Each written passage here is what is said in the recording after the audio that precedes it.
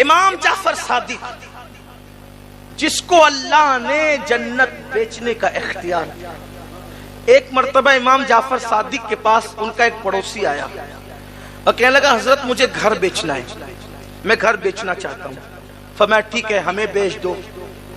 حضرت قیمت فرمایا کہ یہاں اگر تم یہ گھر مجھے بیچ دو گے تو اس کے بدلے میں تمہیں جنت میں گھر دوں گا۔ یہ مالک جنت کی اولاد کے لہجے ہیں، ہم تمہیں جنت میں گھر دے دیں گے۔ کہا حضرت لیکن اس دور کے لوگ بھی کتنے سچے سچے تھے، عقیدے کے اچھے تھے۔ انہوں نے کہا حضرت دستاویز تو تیار کرنی ہوگی نا، تو آپ ہمیں لکھ کے دے دیں، گھر آپ کا ہم لکھ کے دیتے، جنت ہماری آپ لکھ کے دیں۔ امام جعفر صادق نے لکھ دیا، ہم نے اس سے گھر لیا، اس کے بدلے میں جنت دی۔ اور حج کے ایام آئے، امام جعفر صادق چلے گئے حج کے لیے۔ کہاں گئے؟ حج کے لیے۔ خدا کا کرنا وہ حج کے لیے گئے، ادھر اس کی طبیعت خراب ہو گئی۔ جس نے جنت خریدا تھا مکان دے کر، اس نے وصیت کی میرا انتقال ہو جائے تو یہ چٹھی امام کے ہاتھ کی لکھی میرے کفن میں رکھ دینا، اس لیے کہ دستاویز ہے جنت کی، ساتھ میں لے جانا ہوگا دکھانے کے لیے، تو پھر جنت ملے گی اسی پر۔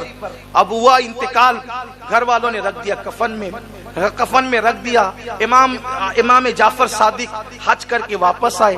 جب حج کر کے واپس آئے تو اس کے جو وارث تھے ان کی نیت خراب ہو گئی، وہ سب کے سب چلے آئے امام کے پاس، کہنے لگے واہ صاحب آپ نے تو ہمارا گھر لے لیا، ہمارے گھر پہ قبضہ کر لیا۔ امام نے فرمایا ہم نے قبضہ نہیں کیا، ہم نے خریدا ہے اصول کے مطابق۔ کہا کتنے میں خریدا؟ کہا پوچھو۔ کہا اس کا تو انتقال ہو گیا، ہم اس کے وارث ہیں۔ کہا دیکھو ہم نے اس کو جنت میں محل دیا تھا اور یہاں کا گھر خریدا تھا۔ تو کہا وہ دستاویز لکھ کر دی تھی۔ کہا لو صاحب یہ بھی کوئی سودے ہوتے ہیں، جنت میں محل دے دیا اور یہاں کا گھر لے لیا، آپ نے لے لیا ہمارا گھر۔ فرمایا امام جعفر صادق نے سودا تم سے نہیں کیا تھا، سودا جس سے کیا تھا اب جا کر اس سے پوچھو کہ میں سودے میں سچا ہوں کہ نہیں۔ کہا لو صاحب یہ بھی کوئی بات ہوئی، وہ تو مر کے قبر میں چلا گیا، ہم اس سے کیا پوچھنے جائے۔ فرمایا جاؤ تو صحیح، جاؤ تو صحیح۔ اللہ اکبر کا سیرت نگار لکھتے جب وہ پہنچے اس کی قبر پر تو جو چٹھی انہوں نے اپنے ہاتھ سے اس کے کفن میں رکھی تھی وہ چٹھی اس قبر پر پڑی ہوئی تھی۔ ایک طرف امام جعفر صادق کی تحریر تھی اور دوسری طرف اس کی تحریر تھی کہ امام نے جو وعدہ کیا تھا اس وعدے کے مطابق مجھے جنت میں محل مل چکا ہے۔ یہ امام جعفر صادق ہے، اہل بیت کے چھٹے امام۔ اب ان کے پاس کوئی مسئلہ پوچھنے آیا، کہنے لگا کہ حضرت یہ بتائیں کہ تلوار میں جو چاندی کی موٹ لگائی جاتی ہے وہ جائز ہے کہ ناجائز؟ کیا ہے؟ جائز ہے کہ ناجائز؟ اب اگر مجھ سے کوئی پوچھے کہ چائنیز کھانا جائز ہے کہ ناجائز تو میں کہوں گا جائز ہے، تو کہیں گے اس کی دلیل کیا ہے؟ تو میں کہوں گا کہ وہ جو فلاں خان صاحب فلم دنیا میں کام کرتے نا وہ بھی چائنیز کھاتے ہیں۔ کہا واہ جی واہ، بڑی دلیل لائی آپ نے، آپ بھی غیر معتبر ہو گئے غیر معتبر کا حوالہ دے کر۔ صحیح یہی نا بھائی، جائز بتانا ہے تو اس کا حوالہ دو، دامن نچوڑ دے تو فرشتے وضو کرے، یہی تو ہے، یہی تو ہے۔ کہا کہ یہ ڈش کھانا جائز ہے کہ ناجائز؟ وہ فلاں خان صاحب کا حوالہ دیا ناچنے والے کا تو میں غیر معتبر ہو گیا، لیکن اگر میں نے یہ کہہ دیا کہ علامہ اختر رضا خان صاحب کو میں نے کرتے دیکھا ہے، یہاں بھی خان صاحب ہے نا، لیکن یہ کہہ دوں کہ علامہ اختر رضا خان صاحب جنہیں ہم اور آپ محبت پیار سے تاج الشریعہ کہتے ہیں ان کو کرتے دیکھا ہے۔ کہا نہیں اب بات مکمل ہے۔ کیوں؟ کیونکہ جس کے کردار پر، جس کے ایمان پر، جس کے تقوی پر، جس کی پرہیزگاری پر اعتماد ہو وہی ذات حوالہ بنتی ہے، اور جس کے تقوی پہ پرہیزگاری پر اعتماد ہی نہ ہو، جو آدمی خود ڈاؤٹ فل ہو، وہ کیا حوالہ بنے گی؟ اس کا حوالہ دینے والا خود جو غیر معتبر ہو جائے گا۔ اب امام جعفر صادق، توجہ کر رہے ہیں آپ، امام جعفر صادق جو ہم حنفیوں کا حوالہ، جو شافعیوں کا حوالہ، جو مالکیوں کا حوالہ، جو حنبلیوں کا حوالہ، جو بہلول دانا جیسے مذہب کا حوالہ، جعفر صادق سب کا حوالہ، بلکہ جو لوگ فقہ حنفی مالکی شافعی کو نہیں مانتے تو وہ لوگ بھی فقہ جعفری کو اپنا حوالہ مانتے ہیں. ہو گیا سب کے لیے حوالہ، دونوں فریقین کے لیے حوالہ.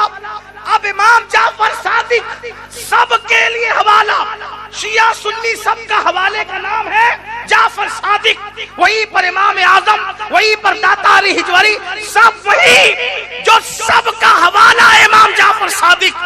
ان کا حوالہ کون ہے؟ ان کا حوالہ کون ہے؟ وہ کس کو دلیل بناتے ہیں؟ وہ کس کو دلیل مانتے ہیں؟ آنے والا پوچھتا ہے چاندی کی مونٹ تلوار میں بنانا کیسا؟ فرماتے امام جعفر صادق جائز ہے. فرماتے جائز ہے. پوچھنے والے نے پوچھا دلیل؟ فرمایا ابو بکر صدیق نے اپنی تلوار میں چاندی کی مونٹ لگائی تھی، تو چونکہ انہوں نے لگائی تھی اس لیے جائز ہے. پتا چلا جعفر صادق کا مسلک یہ ہے. کام کیا ہوا اس کا مجھے کوئی خبر نہیں. ابو بکر غلط نہیں کر سکتے.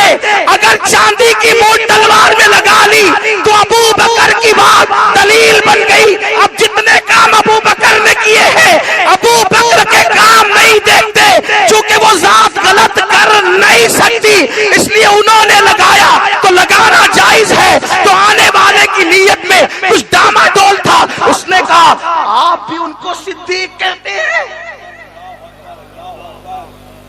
آپ بھی ان کو صدیق کہتے ہیں؟ اب امام جعفر صادق بیٹھے تھے، کھڑے ہو گئے اور پھر کہتے ہیں ہوا صدیق صدیق صدیق صدیق صدیق صدیق. جب تک ان کی سانس نہیں ٹوٹ گئی وہ ابو بکر کو صدیق صدیق صدیق کہتے ہیں. وہ صدیق ہے، صدیق ہے، صدیق. اور مولا کائنات کو کہتے ہیں کہ آسمانوں سے خدا نے جو ابو بکر کا نام نازل کیا ہے وہ صدیق ہی ہے. نعرہ تکبیر، نعرہ رسالت، نعرہ حیدری، خاندان اہل بیت اور سیدنا صدیق اکبر. تو مال کے بعد باری آتی ہے آل کی. اب آل کے معاملے میں صدیق اکبر نے ترجیح کس کو دی؟ قربان. آپ کی بڑی مشہور روایت ہے، آپ کا بیٹا ایمان لانے کے بعد صدیق اکبر کے ساتھ اس کی بابا بدر کا میدان کتنا بھیانک اور دردناک تھا. ایک طرف باپ، دوسری طرف بیٹا، ایک طرف چچا، دوسری طرف بھتیجا، ایک طرف ماموں، دوسری طرف بھانجا. یہ حضور کے صحابہ ہیں. میرے عزیزوں، نبی کے لیے کوئی داماد نہیں چھوڑتا یار، انہوں نے اپنا باپ چھوڑا ہے. جو شہر میں کعبہ تھا، کعبہ وہ شہر چھوڑا. ہمیں کعبے سے کیا مطلب، محبوب گیا تو ہم بھی چلے. یہ صحابہ ہیں. لوگ ان کا کردار آج مشکوک کر رہے ہیں جنہوں نے کعبے والا شہر چھوڑا، اللہ کے نبی کے لیے مال چھوڑا. اور یہ تو صدیق اکبر ہے. امام تبری لکھتے ہیں کہ ایک بار صدیق اکبر یوں آستین چڑھا کے تھر تھر کانپتے ہوئے بارگاہ مصطفیٰ کریم میں حاضر ہوئے. سرکار نے کہا یہ تیری حالت کیا ہے ابو بکر؟ عرض کی حضور وہ ابو قحافہ ہے نا، ابو قحافہ میرا باپ، آج اس نے آپ کے خلاف کوئی جملہ کہہ دیا، اب اس کو میں نے ایک مکہ مارا ہے، وہ گر کے بے ہوش پڑا ہوا ہے. آیا اس لیے ہوں اجازت دیں اس کو قتل کر دوں، یا اس کو قتل کر دوں اس کی اجازت دیں، یا پھر دعا کرے کہ وہ ایمان لے آ کر وہ بھی عاشق رسول بن جائے. رحمت للعالمین کے ہاتھ اٹھ گئے، کہنے لگے اللہ اسے ایمان کی دولت دے.